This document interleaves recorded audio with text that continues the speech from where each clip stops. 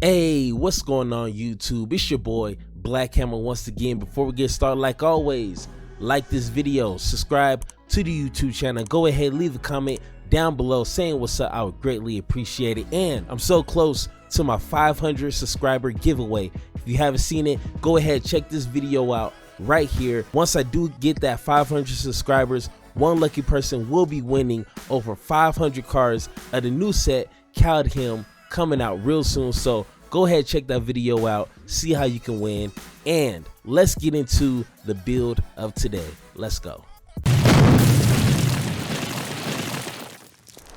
All right guys, so here as you can see, we are on EtherHub's website, and if you don't know, I am on EtherHub. I have every single build that I've ever built from my YouTube channel on here. So if you guys want quick access to what I build, go ahead, find me on here. I have over like 20,000 downloads so far, so a couple of people out there like me. So other than that, we are on EtherHub because obviously the cards are not available to us in arena, so a lot of people like myself want to just build something to see it on paper. So hopefully this works out. Of course, you might have to tune some things once you play it, but we don't have that privilege right now, so we're just gonna have to stick with what we have here. So without further ado, let's go ahead and get into the one drops. For here, I have Giant's Amulet. I only have 2 copies because the first piece of text could be a little pricey, but overall I do like its ability.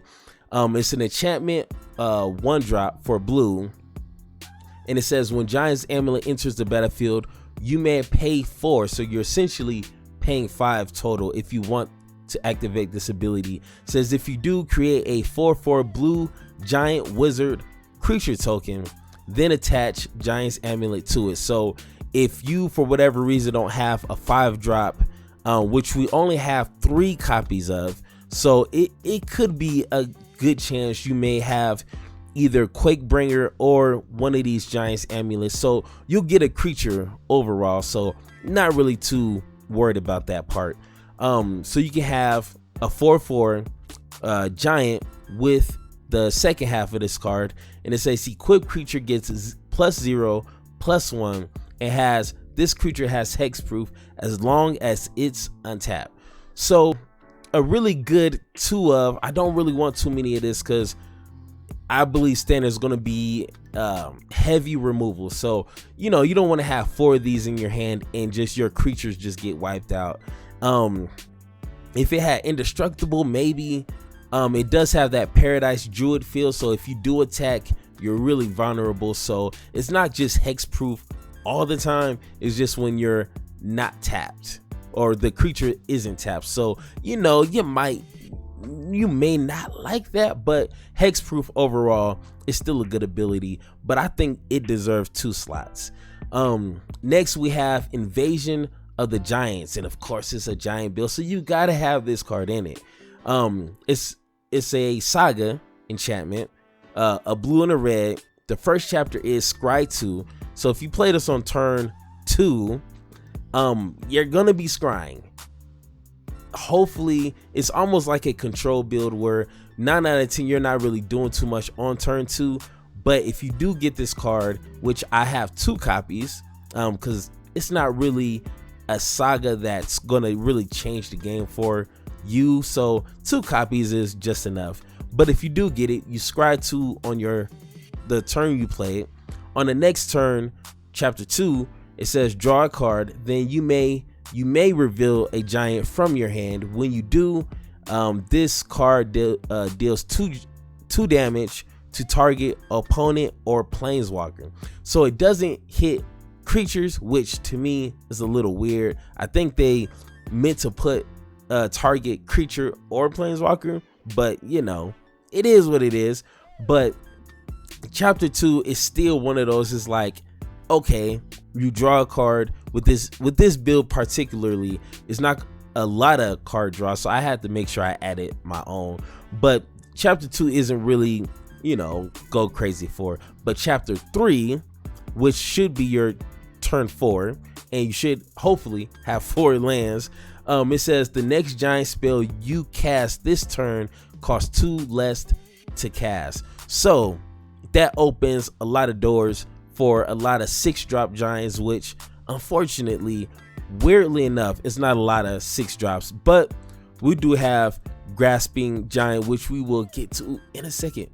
So we got 2 copies of that. Then we got 2 copies of Revitalize. Sips is what Merchant likes to call, so I call it Sips too. We got 2 copies because once again, on turn 2, it could be a variety of things. They don't have a 2-drop giant, which is weird to me. But if you get Revitalized on turn 2, gaining 3 life always helps, and drawing a card always helps. So if you don't have anything until turn 3, Revitalize is a good option for that. Or Bone Crusher Giant, which always either kill a creature or hit your opponent in the face, and then turn 3 you get to play a giant. Let's get to our 3-drops here. We have Edgar, not Edgar, Edgar, I guess. The Freezing Flame. It's a 3-drop, blue and a red, legendary creature. So we have 3 copies because we don't want too many in our hand. And it's a 3/3. And it says whenever a creature or planeswalker in opponent control is dealt excess damage, if a giant or wizard or a spell you controlled dealt damage to it this turn, draw a card. So once again, we have plenty of ways. Well, I wouldn't say plenty of ways because this could easily die to just about anything. So, you know, it's a really fragile creature, but if you can't keep it on the field for a turn or 2 and do that excess damage, you will be drawing cards. Then we got, of course, like whoever isn't playing 4 copies of Bone Crusher Giant is crazy to me because he is the OG of the Giants, probably one of the best low costing Giants. He can deal 2 damage and a 4/3 body on turn 3. Like, I mean, we all seen this card, so I don't need to say any more about Bone Crusher Giant. He's one of the OGs, so we're playing 4 copies. Then we got crystalline, whatever, giant. I'm used to the Godzilla, the Mech Godzilla, but this is a 3-drop. And one of the homies on Facebook, he was like, hey, big hammer. You know what I'm saying? He didn't mean it in a weird way, but he was like, hey, why don't you try to fit some of these crystalline giants in there? I was like, you know what? That sounds like a good idea. So I put in 3 copies. So as you can see, our 3 slot is really packing, bro. And I think this is probably one of the most important slots.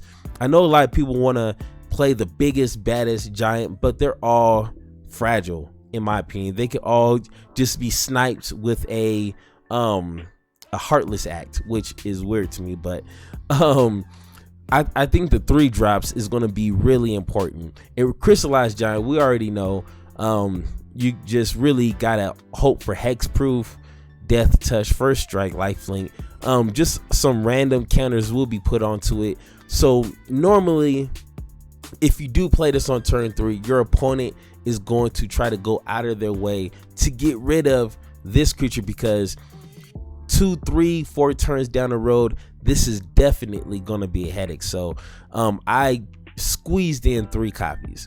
Then for the 4th slot, we have Calamity Bearer. Now I think this is going to be one of the most funnest, if that's a word, more fun cards, giant cards in this build. So 4-drop, double red, so make sure you got the mana for that. And it's 3/4 body, so it's pretty decent. And it says if a giant source you control would deal damage to a permanent or player, it deals double that damage to that permanent or player instead. So of course, this is the whole reason why we're playing a giant tribal, just for this card. If I can get this card down on turn 4, I will be extremely happy. So we have all giants. Everything we have is giants, and giants. Hopefully they come up with giant lands, because I will have giant lands. Also in the 4th slot, which it was kind of like a last minute put in, because our 4th slot is a little bare. Okay, I didn't do that on purpose. Bearer, and it's just a little bear, and it's a bear on the picture, bro. I am extremely funny. It's a 4-drop enchantment, double blue. So once again, you got to be careful with the lands. Enchant giant you control. So crystalline giant will be a good target.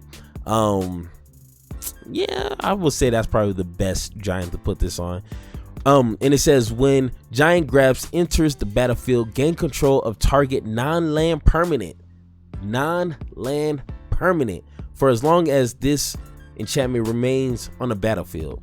So that's Ugins, that's enchantments, that's artifacts, that's creatures, obviously, equipments, auras, anything that's not a land, you can gain control and use as long as your giant stays alive. So once again, putting hexproof on one of your giants or putting this on crystalline giant, this card could definitely be a turning point for you.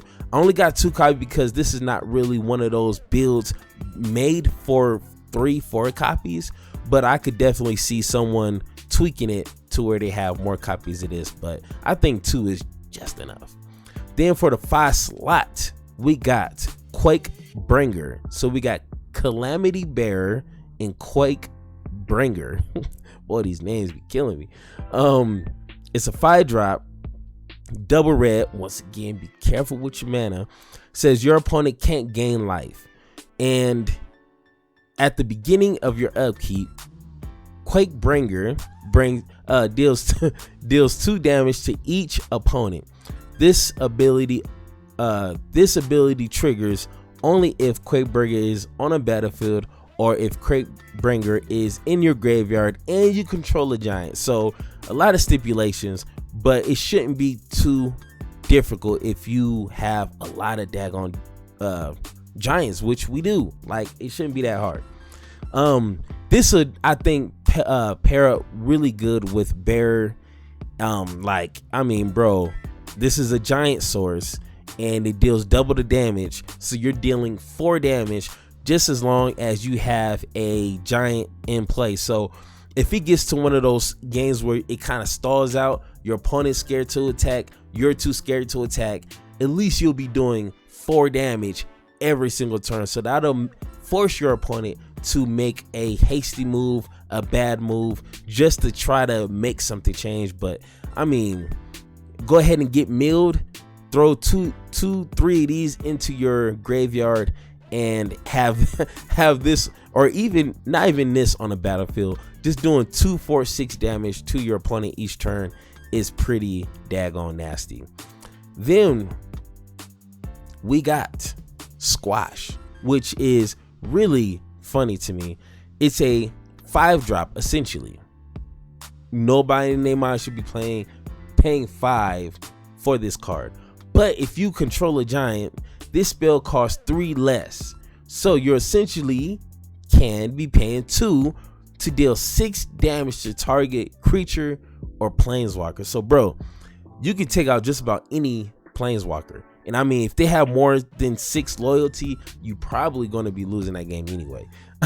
And 6 damage to a creature, like, I can't think of any creature besides other giants or other big creatures. And if your opponent has something that big, like, you probably messed up that game a long time ago. So this should be able to take out just about any creature that you're having issues with. Then we got Grasping Giant, 6-drop. You could play this on turn 4 if you have Invasion of the Giants out and it's on chapter 3 and you had the lands. You can go ahead and play this on turn 4. It's a 5/7, so amazing body on that, bro. Your giant obviously with vigilance, and it says whenever Grasping Giant becomes blocked by a creature, exile that creature until Grasping Giant leaves the battlefield.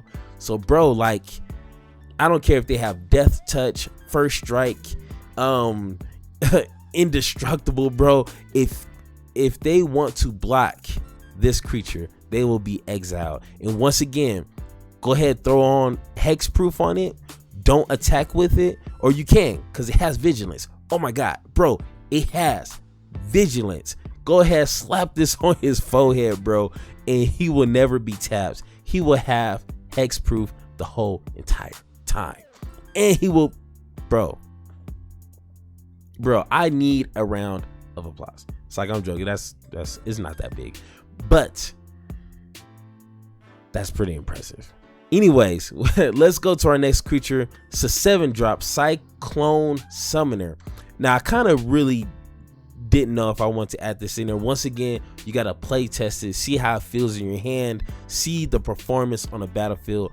But once again, on paper, I think it could do pretty daggone good. So it's a 7/7 giant wizard, and it says when Cyclone Summoner enters the battlefield, if you cast it from your hand, which we will, return all permanents to their owner's hand except for giant wizards and lands.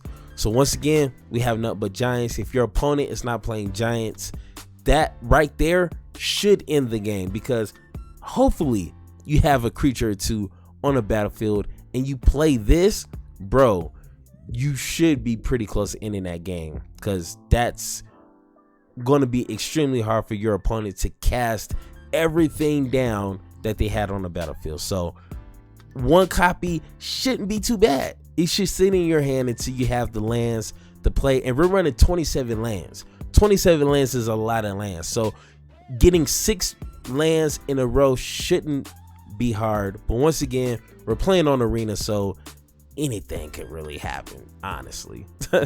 Then we got once again, one of the OGs of the giants. We have Ram Cloaked Giant. Once again, 7-drop, but he does have an adventure side for 5, and it says destroy all non-giant creatures. Everyone's been casting that half, and no one has ever really had a giant tribal until now. So I had 2 of these because we don't really have a lot of, I mean, we have this right here, big spot removal. But if your opponent is going wide, like mono red or big green, you know what I'm saying, where you can't squash your way out of trouble, go ahead, wipe the board. I got 2 copies because it's really for the board wipe field. And once you can do that, if you have 5 mana and you can cast this, and we're running 27 lands, any creatures after that, you should be pretty good after that. I mean, just on paper. Once again, on paper, it should work. That's all of the creatures. Now the lands is really what I'm is the on paper should work.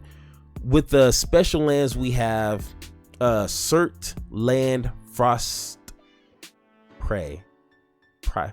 I don't know, bro. You see the picture, bro. I ain't gonna try to understand how they be come up with this, but this is our only new land from the new set. It says when this land enters the battlefield, tap for a red, or you can pay 5, tap it, sacrifice this land, scry 2, sure, and it says this land deals 2 damage to each creature. So this is just like an insurance. Once again, if you don't have your 2 board wipes and your opponent's just going out of control with like mono red or something, that's just a little bit of insurance. But I really don't like playing with tapped lands, so this already is enough. You really don't need this, but this is, once again, it looks good on paper. You don't want this and this to be your only 2 lands in your hand, because then you're going 2 turns with tap lands, and I hate tap lands, so you may not even want this in there. But this is just because, you know, we're trying new cards, bro. Like, damn, give me a break, bro. We're playing this because it's a new card, damn it. With the lands, we got Fabled Passage. Once again, you could cut one, because I mean, our lands are so beautiful, bro. In the words of Donald Trump, it's so beautiful. It's just so beautiful, bro. We got white blue. I don't know why it doesn't like flip to the other side, but we got 3 copies of white blue because red is our really dominant color As you can see, we got a lot of red, a lot of blue. White is just a splash. It's really just for revitalize and giants here. So 3 copies of this I think is fair. 4 copies of our red white, and then we got 4 copies of our blue red. So I mean, bro, with the land, like, we should be like on gravy train with that, bro. We got 2 Izzles, 3 mountains, and 2 plains. Once again, you can trade this in for a solid red, because 9 out of 10 you're gonna need that red mana. So our land is beautiful, bro. Our curve is it's a little bumpy. I mean, it climbs up, which is beautiful, and it kind of plateaus, and this is really your finishers. This is like, you're kind of winning the game, go ahead and cast that. Everything is good from there. So this is really where your battle is going to persist in right here. So once again, guys, like, if you like this, if you're watching this, bro, I appreciate you. 100, 3,000 on everything, bro. I appreciate you. Or Brody or Brodettes. Is that really a word? Brodettes? I don't know. But tell me what you guys think. This is, once again, on paper. I haven't play tested it, obviously. So tell me what you guys think. Tell me what you think needs to be in it, needs to be taken out of, need more, less. I don't know. Let's have a conversation in the comments. Don't be shy, bro. We're friends, I think, right? I mean, we're friends. You're subscribed, right? We're friends. That makes us friends. Once again, it's your boy Black Hammer, and I will see you guys in the next video that you're going to be watching right now. Peace.